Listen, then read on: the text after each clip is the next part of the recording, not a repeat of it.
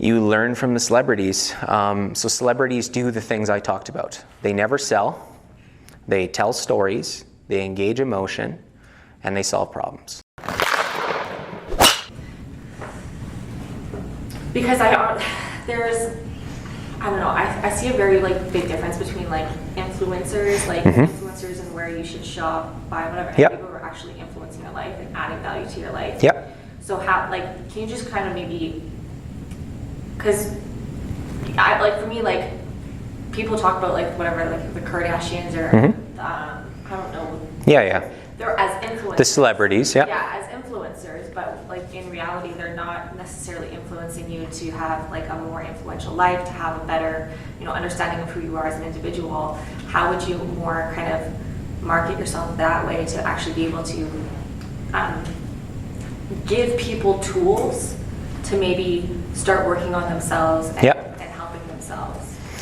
Well, it's a delicate balance when you're starting because, again, when I talk about validation, the hardest part is when you're not validated and you're starting, you have to have the courage to create that content and recognize that no one's always going to look at it. So you're making a lot of that content from day one, and people aren't going to look at it from day one. They're going to look at it down the road once you're validated.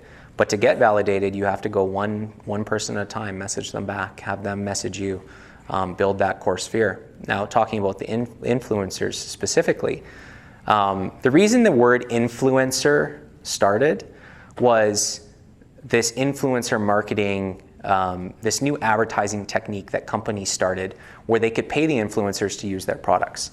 And to this day, influencer marketing is really, really underpriced. But the problem with influencer marketing is it takes a lot of work. You have to contact them. You have to, so there's a lot of man hours associated with it, but if you do it, it's extremely cheap. And what's happened is they've built this audience. They've built up this traction and this validation. So when they use your product and they're not selling, maybe they're just wearing it, it has a lot of traction. Does anyone know Meghan Markle's new purse, the new bag that she's using? It's called Strathmore or something like that. But that was the most genius one I've seen recently. A new brand sent her a couple bags. She now wears those bags, and they just took off. They went to the stratosphere because one person in the world uses their handbags, and that's an influencer marketing technique that other companies can take note of. It just takes a lot of work to then convince people to use it, to contact them, and to do it appropriately. Didn't really answer your question with that. I went roundabout, but to go back to the celebrities, how do you not do what the celebrities are doing?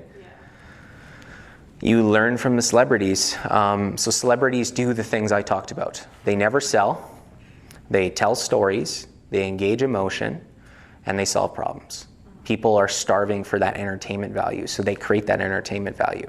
Where the celebrities are going wrong, which is reason they fatigue and then they fade out, is they are faking it to a certain extent.